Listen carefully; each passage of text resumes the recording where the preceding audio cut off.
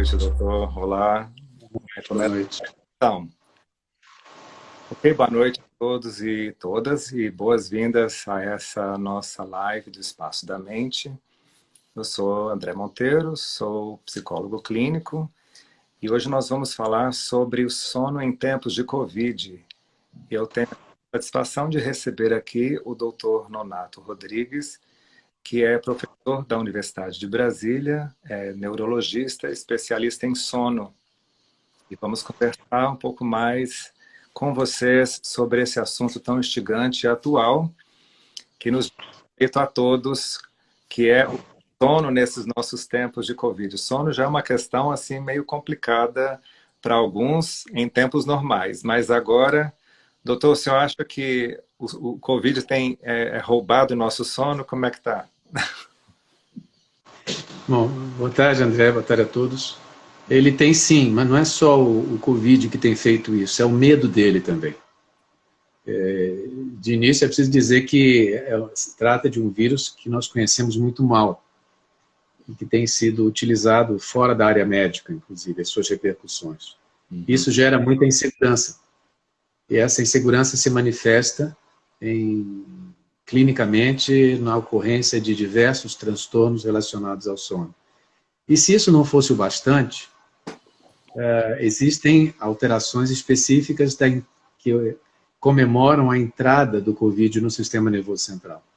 Então nós estamos ainda num terreno que não está mapeado, e os artigos são todos muito recentes, os grupos que pesquisam isso são difusos, mas me parece que, com raras exceções, eles não têm uma união, eles não trabalham juntos, cada um está no seu próprio foco. A gente está aprendendo enquanto caminha, né? Enquanto as coisas estão acontecendo, e aí torna essa pesquisa mais difícil. Né? Sim, é basicamente isso que acontece. Uhum. E quando fala, eu acho que o senhor fala sobre essa distinção, né, do que é o problema do Covid em relação ao sono, mas também do medo do Covid como uma variável importante que atrapalha o sono. Eu observo na minha prática clínica, por exemplo, o quanto que os pacientes têm estado no estado mais de alerta diante das incertezas, diante de todo esse conjunto de inseguranças que essa experiência tem nos trazido ao longo desse último ano, principalmente. Mas é o quanto que toda essa preocupação deixa as pessoas já naturalmente mais em alerta, mais despertas, e se, portanto, um estado de dificuldade de conciliar sono, de manter sono, de certa forma não seria adaptativo, quer dizer, não é meio que está ligado a uma questão mais objetiva de algo que está acontecendo. Sim. Nós precisamos, antes de qualquer coisa, para que o nosso sono possa acontecer, nós precisamos de segurança. E, infelizmente, algumas pessoas, para dormir, também precisam de uma sensação, por mais falsa que seja, de controle. E quando vem alguma coisa e tira as duas de uma vez só das nossas vidas, o nosso sistema nervoso automaticamente entra no modo de alerta, no modo de estresse. E ele está tentando fazer aquilo para o que ele foi criado para fazer. Nós temos todas as possibilidades de permanecermos vivos nesse planeta porque nós vencemos os desafios que ele nos lança. E para isso acontecer, a gente tem que estar acordado. Então, quando nós entramos num modo de estresse crônico, a primeira coisa que desaparece é o sono. Isso é fácil de entender. O problema é que nós sabemos isso há muito tempo. Os estudos experimentais em humanos têm mostrado isso há mais de 10 anos. O grande problema é que a gente via isso numa parcela da população. A insônia é uma doença prevalente, pré-pandemia, em cerca de 30, 40% da população numa cidade grande. Nossa, muito alto. É muito alto, é muito alto. É um problema de saúde pública, sobretudo se a gente imaginar que isso vai ter repercussões cardiovasculares também. Agora, com a pandemia, houve uma homogeneização. A gente não vê mais esses pacientes isolados em cidades grandes, em em sociedades industriais e workaholics, com uma necessidade de produtividade exacerbada. A gente vê isso em aposentados, a gente vê isso em jovens, a gente vê isso em cidades menores. Então, houve uma homogeneização da insegurança e a manifestação é essa. O número de pessoas com os transtornos de sono, basicamente a insônia, foi, eu diria, heptaduplicado. Quer dizer, aumentou 7 vezes mais, na minha opinião subjetiva, em relação aos números pré-pandemia. E esses pacientes hoje, eles têm um denominador comum, que é a síndrome ansiosa. Essa extrema síndrome ansiosa que motiva e agrava os sintomas da insônia. Agora, apesar de ser mais frequente, não é o único problema de sono envolvido nesse nosso assunto. Por incrível que pareça, um percentual pequeno, mas expressivo de pacientes melhorou com as condições de isolamento e confinamento. E sabe quem são esses pacientes? São aqueles indivíduos que sofriam de uma condição chamada atraso de fase de sono, que é mais conhecido como os indivíduos vespertinos, que se dão bem à noite, e trabalham de noite, têm prazer nisso, gostam de deitar e de levantar muito tarde, e eles viviam em conflito eterno entre essa característica do sono deles e o horário de relógio que eles tinham que obedecer. São indivíduos que precisavam acordar às 6 horas da manhã para estar no trabalho às 7 ou às 8, depois levar a criança na escola, e esse horário para eles era muito cedo. E agora, eles puderam fazer a adequação. E os sintomas que eles tinham de sonolência excessiva diurna, esse sintoma melhorou. Porque agora eles deitam a hora que eles querem, e eles acordam a hora que eles bem entendem, desde que o trabalho esteja feito, está tudo bem. É curioso, mas acontece isso mesmo. Uhum. E nós estamos falando dos problemas relacionados à pandemia. Sim. Não falamos sobre os problemas da infecção COVID no sistema nervoso central. Uhum. Mas ainda falando mais especificamente sobre, o senhor comentou de passagem agora, o quanto que as alterações de sono podem ter repercussões, inclusive cardiovasculares, quer dizer que dormir mal não é só um problema de atrapalhar o estado de espírito e a pessoa ficar mal-humorada no dia seguinte, mas tem consequências mais graves, né? Sim, porque nós somos uma máquina, né? E essa máquina, ela precisa de energia para poder fazer as suas diversas atividades. Então, a energia das pessoas está sendo gasta na tentativa de resolver o problema da insegurança, o problema da preocupação, o problema da falta de controle. Então, as pessoas estão dormindo mal, estão no modo de estresse, como eu falei, crônico, e isso ativa uma região do cérebro chamada, é um eixo endocrinológico que vai do hipotálamo até a glândula pituitária e a glândula adrenal. Uhum. E ela produz o hormônio cortisol, que é o hormônio do estresse crônico. E além disso, existe também uma estimulação de uma parte do sistema nervoso autônomo, que nós chamamos, que produz adrenalina. Então, através da adrenalina e do cortisol, nós entramos no estado de hiperativação da pressão arterial, do sistema de acúmulo de energia, quer dizer, nós vamos engordar. Nós entramos num processo de desregulação do ritmo cardíaco, porque o coração bombardeado por adrenalina o tempo inteiro acaba batendo mais rápido e acaba batendo irregularmente. Nós entramos num sistema de vasoconstrição, quer dizer, o vaso fica fininho, diminui o seu calibre, por conta do efeito do sistema nervoso simpático, e isso gera uma série de problemas com redução de vascularização, não é? De aporte de sangue para o coração, para o cérebro, para outros órgãos importantes. Obviamente, isso não acontece do dia para a noite. Isso é um efeito a longo prazo. Mas em algumas pessoas, que já têm inclusive a tendência, família, hipertensa, sei lá, esses problemas podem se manifestar mais cedo.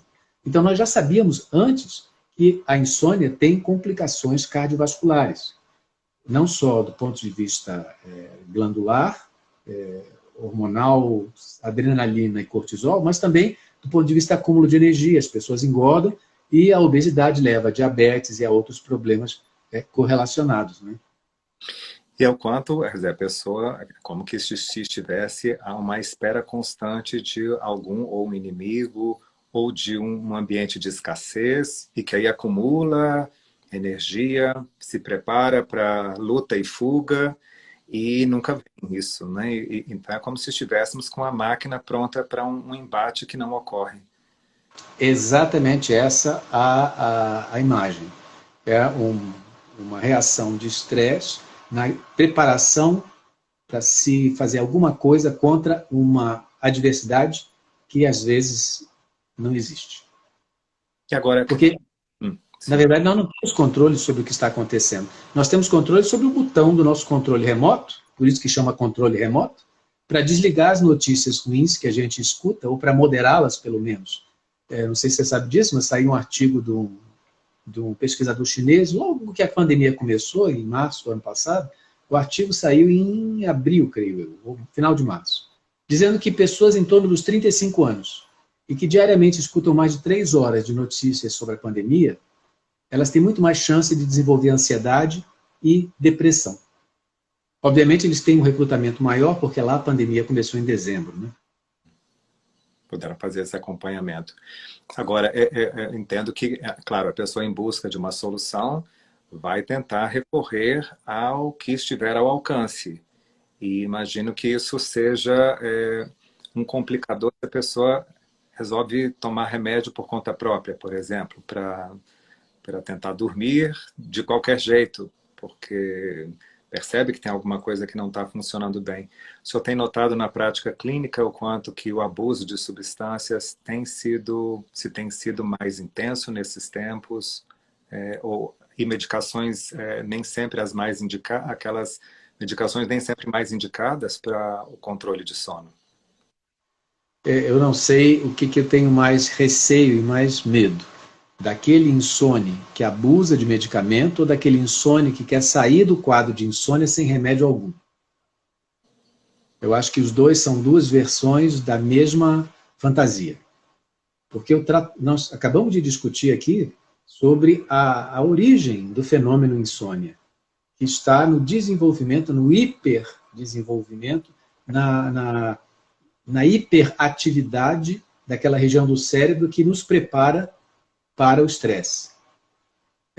Então, se você levar em consideração que a maior parte das medicações para fazer a pessoa dormir, né, os hipnóticos que existem hoje em dia, estão focados na região do sono, eles estimulam um receptor chamado GABA, ácido gama-aminobutírico, que está lá para fazer a gente dormir.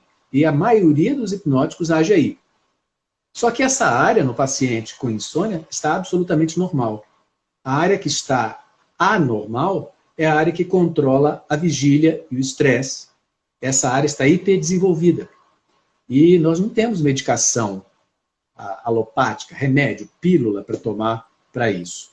O que nós temos são as intervenções psicoterápicas de diversas ordens, desde a terapia cognitivo-comportamental para insônia, MDR e outros, que privilegiam a redução desses estímulos estressógenos, tratando o sono em primeira intenção, sem falar no tratamento que é absolutamente necessário da síndrome antidepressiva que esses doentes frequentemente desenvolvem. E a epidemia que nós estamos vendo, que você mencionou, com o uso dessas medicações, ela encontra um porto muito seguro nas pessoas que têm facilidade de acesso, nas pessoas que acham que é muito mais simples solicitar uma receita e ir na farmácia comprar o remédio e tomar, do que se submeter a fazer sessões de psicoterapia voltada especificamente para o problema e que não vão dar um resultado em 24 horas. Soluções milagrosas não existem. É como você ir para a academia, que aliás as pessoas não estão indo agora. Mas a metáfora se aplica. Quando você vai para a academia, você repete os mesmos exercícios inúmeras vezes e inúmeros dias. E quando você não aguenta mais e pensa em desistir, você olha para o espelho e vê que alguma coisa mudou em você. A sua barriga diminuiu, seus braços engrossaram, você está com mais fôlego. Esses resultados vêm, mas eles vêm à medida que nós repetimos. A pessoa não se tornou insone num dia só. A insônia já era uma doença prevalente antes da pandemia. Depois, isso recrudesceu. Mas ela não ficou insone de um dia para a noite. Então, ela não vai ficar curada, não vai resolver o seu problema também do dia para a noite. E muito menos ainda quando ela toma medicações que podem juntar outros tipos de problemas, como a dependência, como as ações relacionadas à memória, a certo grau de afetação na memória, na atenção, até na capacidade de sentir. Tem algumas medicações, sobretudo antidepressivas, que quando são usadas de uma forma, às vezes, intempestiva, ou mesmo dependendo da reação intrínseca de cada um dos pacientes, ela pode gerar uma síndrome que se chama síndrome apática. Quer dizer, o indivíduo não fica mais ansioso? Não, ele não fica. Mas ele também não fica mais alegre, ele também não fica irritado, mas ele também acha tudo absolutamente normal. É como se ele tivesse saído da sua própria vida e olhasse as coisas a partir de uma terceira posição. Na nossa linguagem, nós falamos que é uma pessoa que está com dificuldade de trazer uma regulação emocional, né? E aí fica ou com uma ativação simpática excessiva ou uma ativação parasimpática excessiva. Quer dizer, nos extremos de ou muita hiperatividade, imobilização, ou então nesse estado de apatia a que você se refere. Agora, quando você comenta sobre esses dois grupos, né, aquele que usa droga ou usa substâncias, né, ou medicamentos para tentar dormir, ou aquele que tenta não tomar nenhuma medicação. E pensamos em algumas coisas mais intermediárias, mesmo que não imediatas, como a terapia, né, para tentar entender os processos de vulnerabilidade, de insegurança do passado e como eles interferem no presente, como no caso do EMDR, por exemplo. Ou também em outras atividades como a meditação, mindfulness ou yoga, se no seu trabalho são também atividades recomendadas para ajudar nesse processo da reorganização do sistema do sono. Sim, elas são todas armas muito importantes e algumas outras que a gente não tem tanto acesso aqui no Brasil, como o biofeedback e tudo. Agora, o grande problema está, repito, no imediatismo. Os pacientes que procuram tratamento, eles querem uma resposta total e rápida. De preferência, assim que eles saírem do consultório. Mágica. Sim. Certamente, mágica. E isso não dá para a gente fazer, absolutamente. Eu acho que nem vocês conseguem? Não, muito difícil, porque é toda uma questão isso, de uma historicidade, de o quanto as vivências da pessoa no passado fizeram com que ela se colocasse num estado mais cronicamente defensivo e que no passado essa vivência defensiva era adaptativa, porque realmente se encontravam num ambiente hostil, num ambiente em que se sentiam impotentes, incapazes, principalmente na infância, mas que agora é quase como se não tivessem percebido que cresceram e que podem fazer escolhas, de que podem se proteger e que dispõem de mais opções do que simplesmente esse estado mais primitivo, mais instintivo, animal, da luta, da fuga ou do congelamento, né? Então, sem dúvida, para se investigar e modificar esses registros do passado, essas recordações perturbadoras, isso demora um tempo, sem dúvida. E o difícil vocês seguramente experimentam isso, né, já que vocês têm uma frequência muito maior de retorno dos pacientes, vocês são capazes de identificar a progressão disso, ou a não progressão. Nos nossos pacientes, a gente tem uma revisão mais tardia, e é bastante triste quando a gente, por exemplo, começa um tratamento num belo dia, indicando os caminhos que o paciente tem que percorrer, sejam as terapias associadas com medicação, e a gente revê esse paciente num determinado lapso de tempo após, sei lá, 30 dias, e vê que ele não fez nada. E que ele absolutamente não se mexeu, fez uma sessão de terapia, mas achou que aquilo ali ele já conhecia tudo, é interessante a quantidade de pacientes que acha que sabe mais terapia, mais psicoterapia, técnicas psicoterapêuticas do que vocês. É interessante como a vizinha sabe psicoterapia. E a vizinha diz que aquilo não funciona. Ou o pai, ou o esposo. É interessante a quantidade de médicos não formados que nós temos aí, ou não diplomados, pelo menos.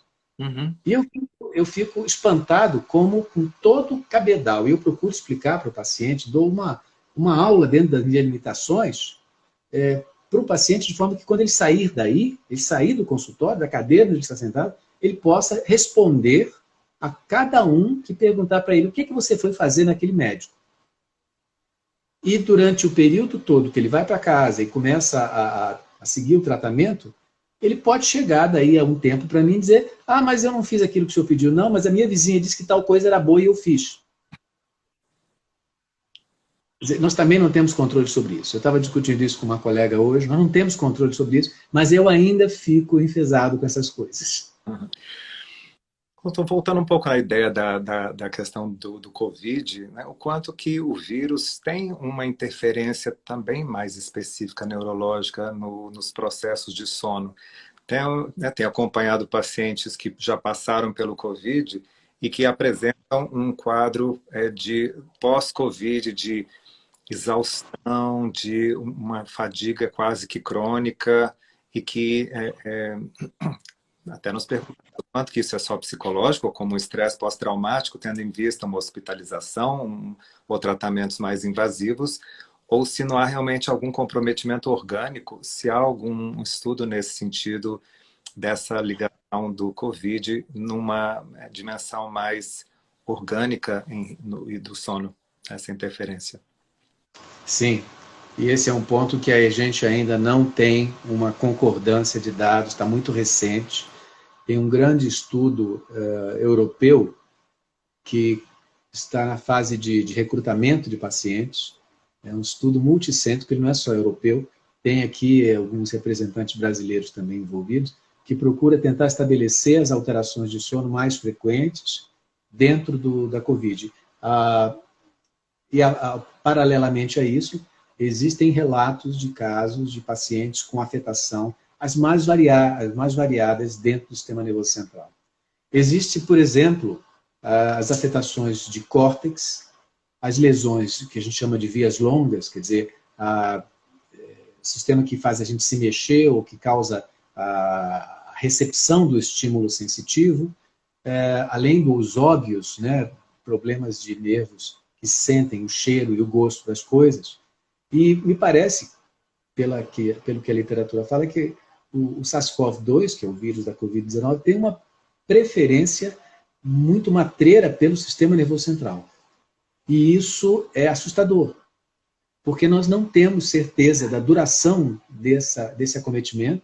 Nós sabemos que tem alguns vírus, que não SARS-CoV, mas outros vírus, que são responsáveis, ou já foram como associados, teoricamente, a experimentos de ciência básica, em animais, por exemplo, associados ao início e à manutenção de doenças autoimunes, como, por exemplo, a esclerose múltipla, etc.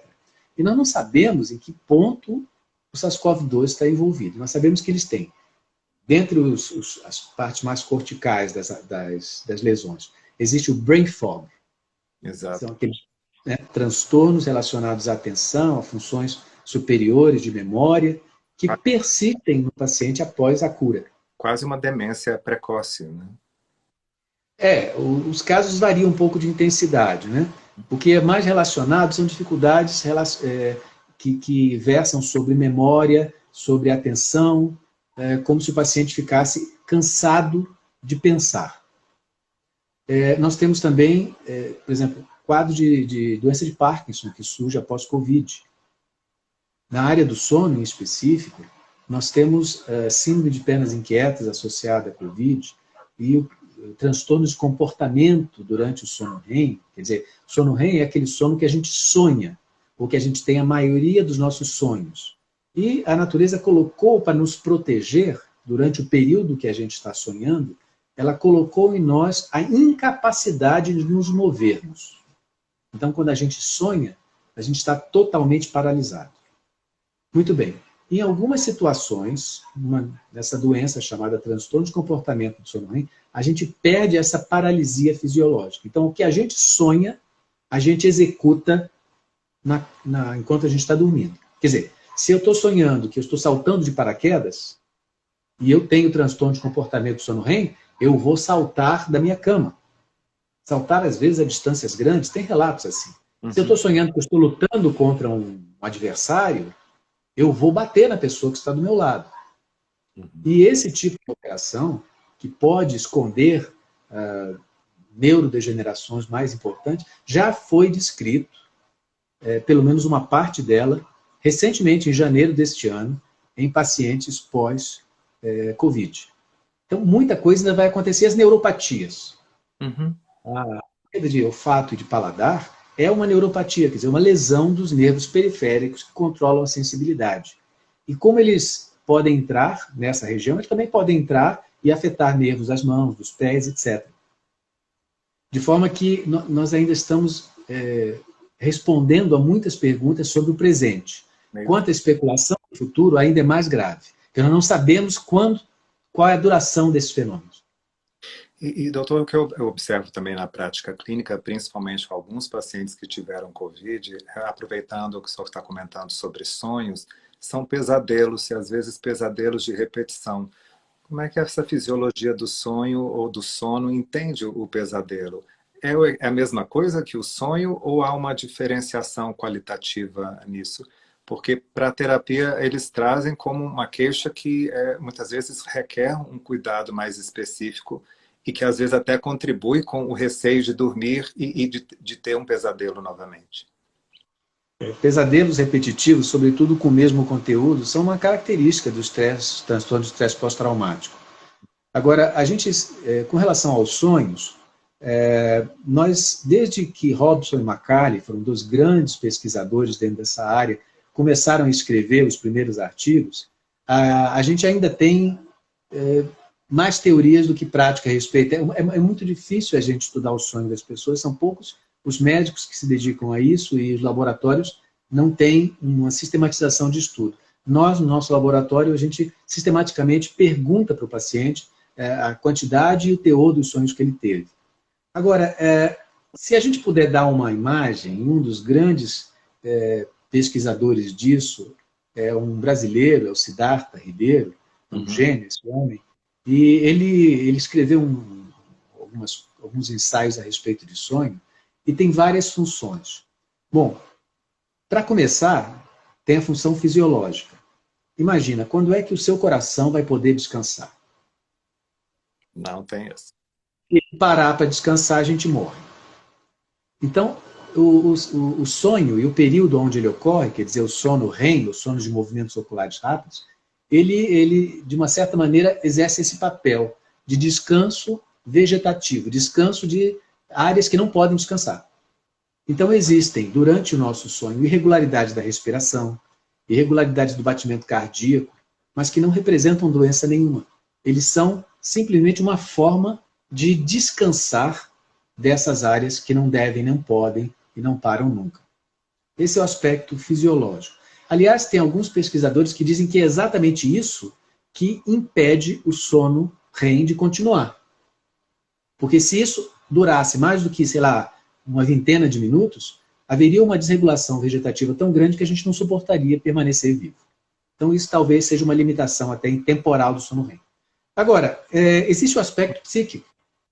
E o que se imagina, uma das teorias que se imagina, é que o sonho, seria uma espécie de videogame, jogado em modo arcade, ou arcade, em primeira pessoa, envolvendo situações que a gente nunca passou, mas tem medo, e não sabe como vai reagir, ou situações que a gente já passou e reagiu mal, e gostaria de consertar. Então, isso é elaborado de uma maneira bastante sofisticada por determinados potenciais dentro do nosso cérebro, chamado ondas pontogenículo-occipitais, que recolhem de outras áreas do cérebro, onde as memórias estão guardadas, e eles recolhem e fazem, a partir daí, um roteiro. E esse roteiro envolve uma parte do que vivemos, uma parte do que vivemos no passado, uma parte do que vivemos no presente, e talvez uma projeção do que nós possamos viver se aquela situação se nos apresentar. Mas isso teria como função, de uma certa maneira, diminuir o estresse do desconhecido, de passar por uma situação que a gente nunca passou na realidade. Mas, repito, isso são teorias, mas bastante atrativas, se você concordar comigo. Sim, e até no MDR nós trabalhamos um pouco com alguns desses princípios de o quanto na movimentação ocular, que é utilizada na terapia MDR, como que se houvesse como se fosse um processo de um sono REM, só que com a pessoa acordada.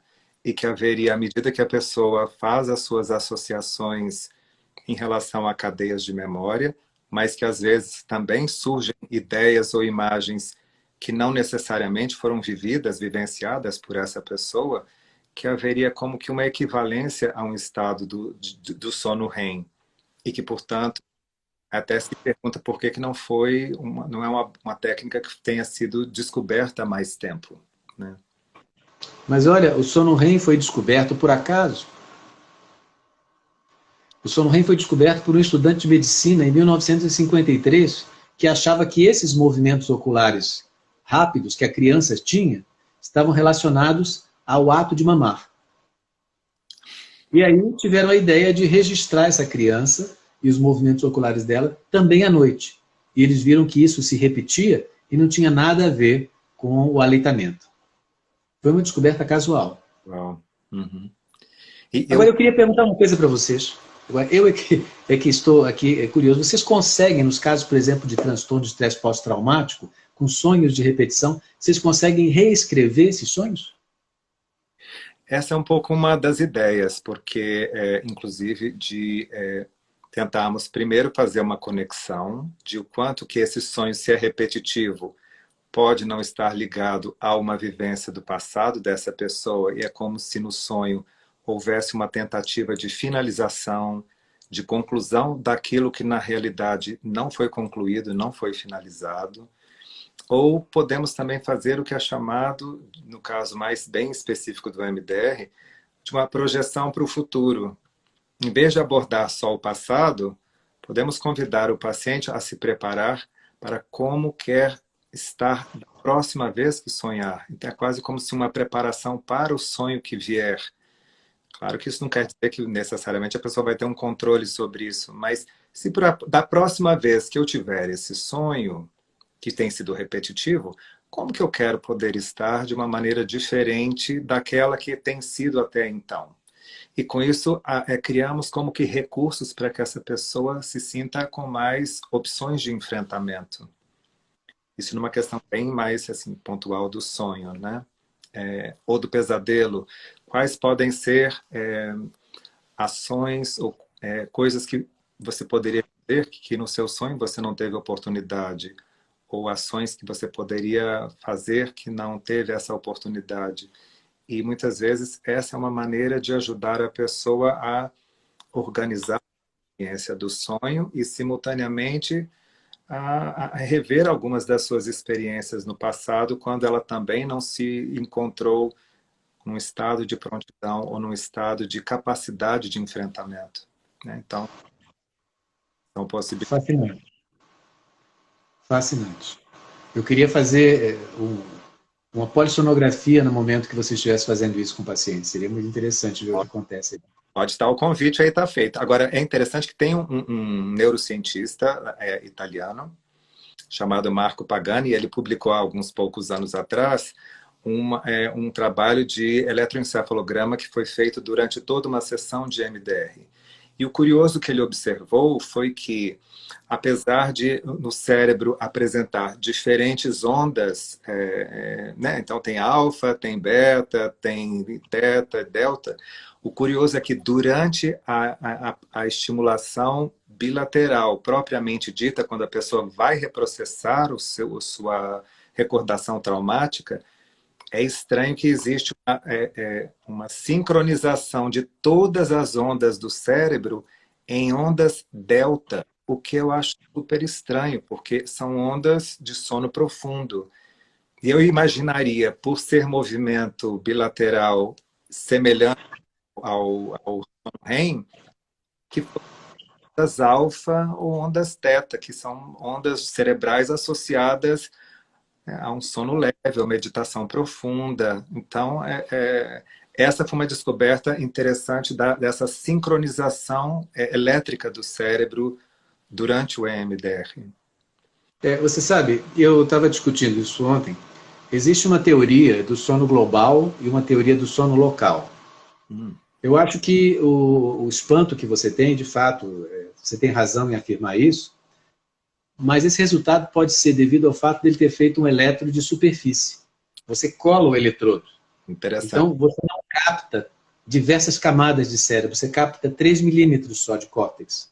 Talvez se você fizesse um eletrodo de profundidade, com estereotaxia, que você enfia isso aqui de eletrodo no cérebro do doente, você conseguiria ter outro tipo de resposta, talvez ainda mais complicada.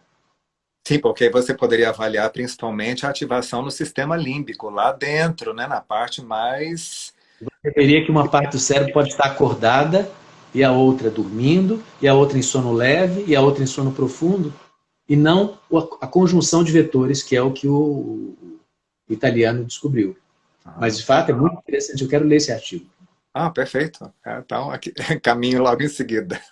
Por favor. Tem recentemente um artigo falando sobre a possibilidade de as pessoas, ou o reconhecimento de que as pessoas sonham durante o sono não REM, que era algo que não se sabia direito há pouco tempo, né? E que aí, portanto, também durante essas ondas delta, as ondas mais profundas, né, de maior amplitude, se há um entendimento desse tipo de diferença de sonhos de sono REM e sonhos de sono profundo. Sim, a Isabella Arnulfo, ela chegou a estudar isso de uma maneira, quando ela estudou parassônias, né? Quando ela estudou sonambulismo, terror noturno e transtorno de comportamento do REM. Ela tem um capítulo muito bonito sobre isso, e ela diz que cerca de 75% a 80% dos sonhos são, de fato, durante o REM. Que tem todo o ambiente, digamos assim, neurofisiológico, para que esse sonho ocorra com um encadeamento de fatos, com o roteiro e com a paralisia, né, a atonia muscular que a gente chama. O sono paradoxal. Os franceses chamam de sono paradoxal, porque o cérebro está funcionando, né, está produzindo sonhos, até a atividade elétrica cerebral se assemelha muito à de uma pessoa acordada, mas o corpo está totalmente paralisado. É uma maneira muito interessante até de falar, muito elegante, sono paradoxal. Agora, no sono não REM, que é o sono de ondas lentas, a gente tem sonhos. Só que nós chamamos sonhos, tá? Mas eu gosto muito da palavra em inglês, imagery. O que acontece são imagens mais do que roteiros. Imagina, você lembra dos filmes que a gente passava naqueles rolos? Você tinha um fotograma. Se você põe aquele rolo para rodar e projeta numa tela, você vai ter o filme. Esse é o sonho do REM. Mas se você tira o filme do rolo e olha cada fotograma, você vai ver o sonho do não REM. Olha que fantástico. São imagens. Se aquilo vai um dia vai corresponder ao conteúdo de um sonho de REM, não dá para saber. Mas não tem paralisia. Então, olha só como é maravilhoso o nosso funcionamento. Se nós temos um sonho com roteiro num momento em que a gente não tem paralisia, a gente ia viver batendo uns nos outros. Mas então o sonho do não REM são apenas imagens. E contra a imagem, a gente não faz muita coisa. A gente pode ter uma sensação agradável, uma sensação desagradável, mas não se faz muito mais do que isso. É mais passivo, como se fosse, né? É como observar o quadro numa exposição. Para lembrar a peça de Mussorgsky, né? Quadro numa exposição. Agora, doutor, a gente começou falando um pouco sobre a questão do sono em tempos de Covid. E depois de percorrer esse trajeto, falando sobre sono REM, sobre, né, que é o sono mais superficial, mais próximo da consciência, e o sono não REM, que é o sono mais profundo, as pessoas que estão que são acometidas por essas dificuldades do dormir, com insônia, quando elas conseguem dormir, elas ficam mais em sono REM e têm, portanto, uma chance mínima de descanso e repouso corporal, ou elas mergulham rapidamente em sono não REM e, apesar de terem um sono profundo, pesado, acordam ainda cansadas e não restauradas fisicamente. Essas pessoas que a gente diz que tem... Então, tem vários tipos de insônia. Tem as insônias que a pessoa tem dificuldade de começar a dormir, mas também tem aquelas que elas têm dificuldade de se manter dormindo. Então tem que ver o que aconteceu aí. Porque se ela tem dificuldade de começar a dormir, então ela nem entrou em sono. O sono está encurtado, está achatado. Mas se ela dorme rápido e começa a acordar seguidamente durante a madrugada, o problema aí é a fragmentação do sono. Elas podem ter, depois de acordarem rapidamente durante a madrugada, elas podem até ter uma certa dificuldade de voltar a dormir, mas não é o mais frequente. O mais frequente é acordar seguidamente e dar aquela sensação de que ela passou a noite inteira malhando.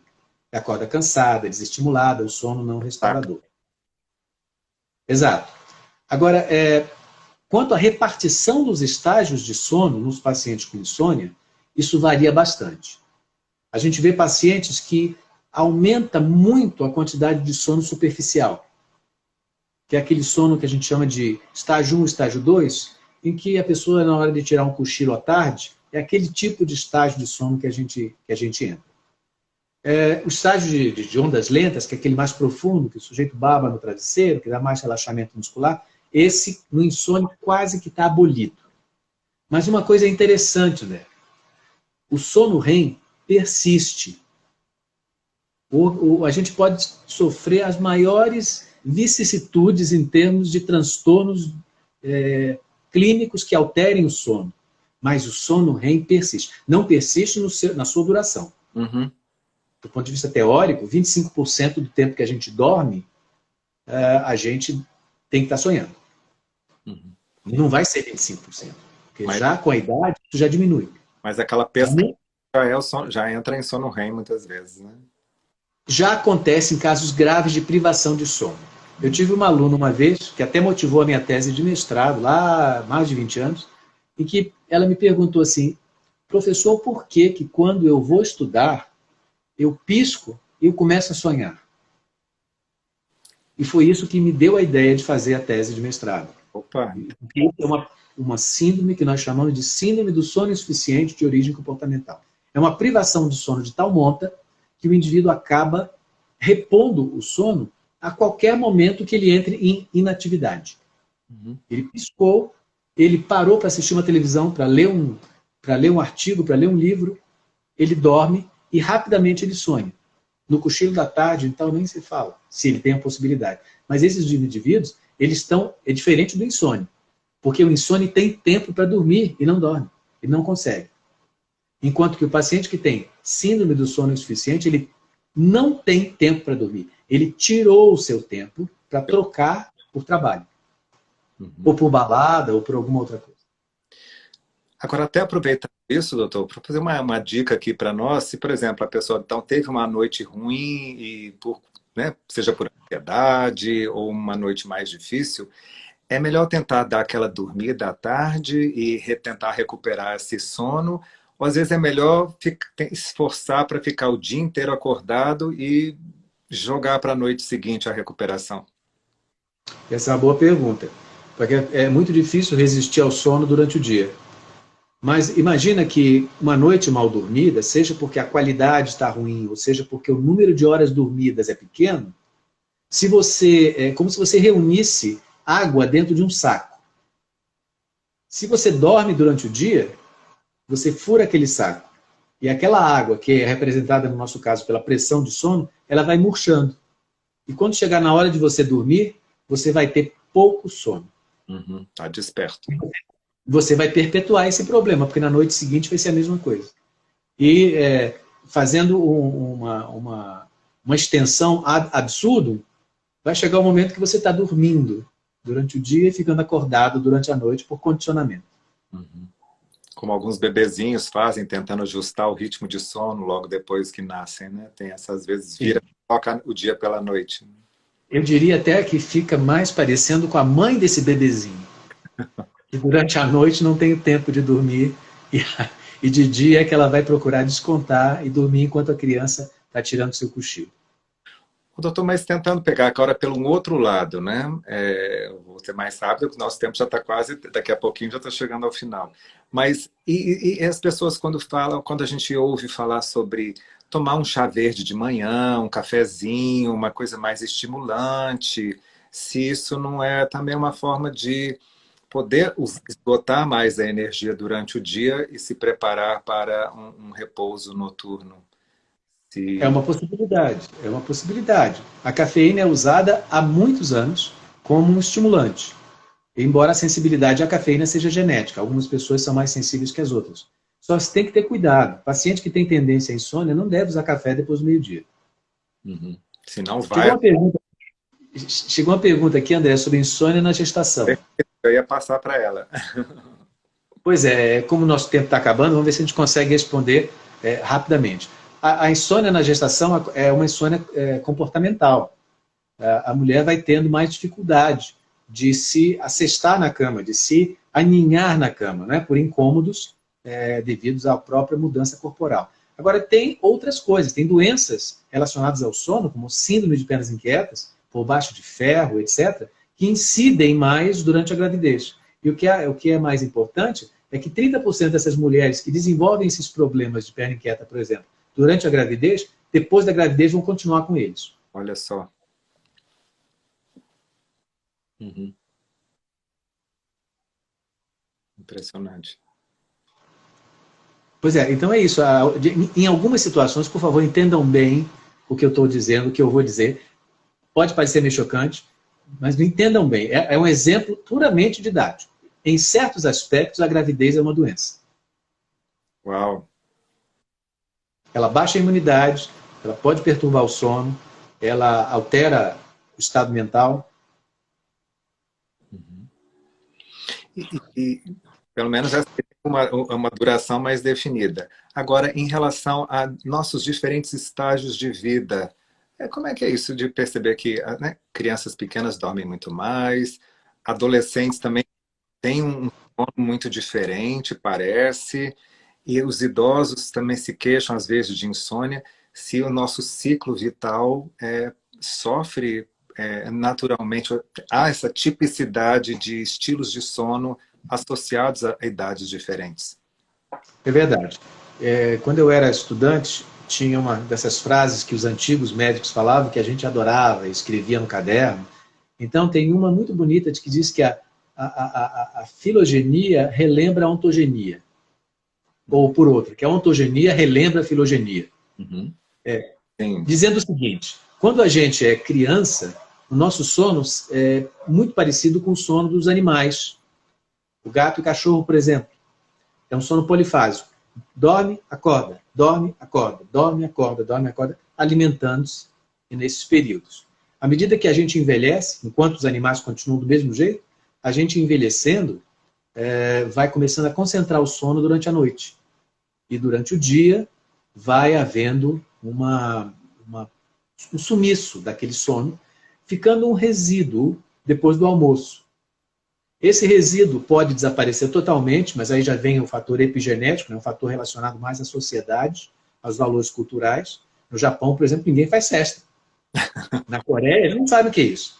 Compensação, se você for à Espanha, Portugal, Itália, depois do almoço, assim que a pandemia acabar, você não vai encontrar um restaurante aberto, uma loja aberta. Então, quando a gente fica mais velho ainda, o nosso sono começa, por incrível que pareça, a guardar uma semelhança leve com o da criança. Dorme e acorda, dorme e acorda, dorme e acorda. É por isso que muita gente acha que o idoso é insone, porque considera só o sono noturno. Não considera os cochilos que ele tira durante o dia. E se juntar tudo, o valor do tempo total de sono aumenta bastante. Uhum. É muito curioso a evolução do sono. Interessante isso que está falando, porque também na psicanálise, quando se fala sobre o Édipo, né, diante da esfinge, é lançada para ele um enigma e que qual é o animal que anda de 4, durante o dia de 2 e ao fim do dia de 3, né, que é o humano. Então, quanto que encontrando essa equivalência também aí essa metáfora dos diferentes estilos de ser, né, no nosso evolução. Decifra-me ou devora-te. Exatamente. E Dr. E Raul, aí sim, perdão. apareceu uma pergunta sobre a menopausa. Sim, é verdade, assim, de que se menopausa é sinônimo de insônia. A insônia é também um fenômeno hormonal. Mas, de novo, a insônia ela é maravilhosa no sentido de estudo, né? É terrível para quem sofre, mas para quem estuda, a insônia é um assunto interessante porque ela pode ser doença e sintoma. Uhum. E nesse caso, a insônia é um sintoma dentro da menopausa. Então, a gente tem que ter cuidado para ela não se tornar uma doença, impedindo a repetição desse fenômeno. Uhum. Olha que temos mais uma pergunta chegando aqui. Se poderíamos entender que essa descrição do comportamento do sono no idoso estaria dentro do normal para a idade, aquilo que é compatível com a idade. A descrição do comportamento que eu dei, é isso? Uhum. Esse Sim. sono fragmentado mais ao longo do dia. Sim, e para isso existe muitas coisas. O idoso, ele está aposentado geralmente, então ele não tendo muita atividade ou muita obrigação durante o dia, ele pode ter atividade, mas não ter obrigação, ele se sente mais relaxado para dormir. Com isso, o sono noturno diminui. Ele tem um ambiente, é um indivíduo que tem uma próstata aumentada, que vai levantar mais vezes para ir ao banheiro. Às vezes está no bom do sono e tem que levantar para ir ao banheiro, e quando volta ele não consegue tanto dormir. Então, esses aspectos que são fisiológicos representam uma realidade que foi descrita por Salomão lá no livro de Eclesiastes e que diz bastante bem o que é o envelhecer do ponto de vista fisiológico. E aproveitando esse comentário que você fez anteriormente sobre a questão, né, ligada ao hormônio e, né, da menopausa, etc., como é que a gente pode entender agora a melatonina, né, que virou meio que uma febre? A melatonina tem que fazer uma reposição, é bom para dormir? Se para o senhor especialista do sono, se faz sentido essa ideia de uma reposição da melatonina como um hormônio? Bom, a melatonina em sendo um hormônio, ela também sofre suas alterações. Ela sofre alteração basicamente porque nós hoje em dia controlamos o nosso dia, a nossa noite. E a melatonina é um hormônio produzido no escuro, se você foi submetido à luz anteriormente. Essas luzes que nós vivemos hoje trabalhando, luz de LED, ela abole a melatonina. E como a gente hoje só considera a noite quando a gente desliga o interruptor, a melatonina, coitada, ela tem uma chance em 1000 de ser produzida. Porque vai você e liga a televisão para assistir o seu jogo de futebol às 11 horas da noite, aquela TV maravilhosa de 52, 60 polegadas, e você está sendo bombardeado por fótons ali que vão impressionar a sua retina, núcleo supraquiasmático, a melatonina vai ficar lá embaixo. Ou quando você trabalha 12 horas seguidas num ambiente que não é dia, que não tem variação de luz. E além disso, tem o problema visual. O idoso tem mais catarata. Então é mais difícil da luz impressionar. Então ele vive numa penumbra cerebral, digamos assim, para a produção de melatonina. Reposição de melatonina é o tipo da coisa que a gente não sabe se vale a pena. No entanto, a melatonina é um agente importante para a regulagem dos transtornos de ritmo de sono. O indivíduo como o idoso, por exemplo, que deita muito cedo, acorda muito cedo, ou o indivíduo mais novo, que dorme muito tarde, acorda muito tarde. Para transtorno do ritmo circadiano, quando o indivíduo viaja transmeridiano e tem que se readaptar ao horário do destino. E, além disso, a melatonina tem outras funções, anti-inflamatório maravilhoso. Tem estudos, pelo menos uns 8, 10 estudos atualmente em curso, sobre a melatonina impedindo o funcionamento do metabólico do vírus SARS-CoV-2, do vírus da Covid. Uhum. Pois é, E existe ainda, ela é neuroprotetora, cardioprotetora, ela protege a mulher, por exemplo, do câncer de mama. Tem um estudo muito bonito com enfermeiras que trabalhavam à noite, e ela simplesmente regula. Nós não temos relógio biológico só no cérebro, nós temos relógios em todas as células do nosso corpo. E quando o cérebro está desregulado, tudo o mais desregula também. E a melatonina regula isso tudo. Ela recalibra o nosso sistema imunitário e o nosso sistema cronológico, cronobiótico. Nossa, depois dessa, então, com certeza, vou retomar aqui uma melatonina. Só tem que ter certeza que aquilo que a gente toma é melatonina mesmo. Aí é que é o problema. Então, nem sempre temos essa garantia. Nem sempre. É porque tem algumas pessoas que tomam, em vez de melatonina, 5-HTP, quer dizer, que são precursores, né, da dopamina, como também uma forma de regular sono. Perdão, da serotonina, né? O problema é que a gente não sabe se a 5-HTP vai nesse paciente produzir melatonina ou serotonina ou vai fazer o quê? Então, se é melatonina que a gente quer, vamos dar melatonina. Uhum.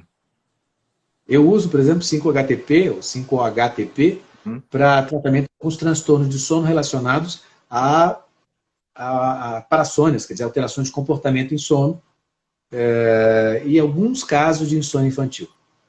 Mas quando é no caso do adulto, eu uso melatonina mesmo. E viva a melatonina. Muito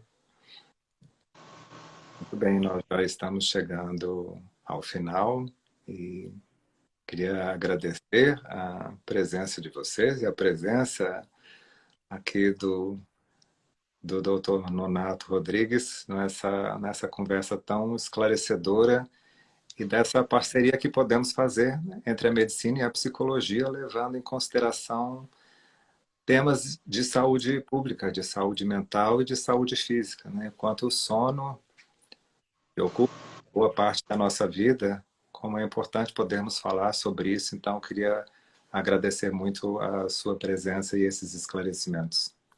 Bom, eu me sinto honrado. Essa parceria, ao longo dos anos, tem me rendido bastante razão para pensar e para exercitar a minha massa cinzenta. E eu me sinto realmente muito alegre de ter sido lembrado e poder participar com você aqui hoje. Um prazer ter recebido vocês. Nos vemos em breve em mais algum encontro aqui do Espaço da Mente. Até.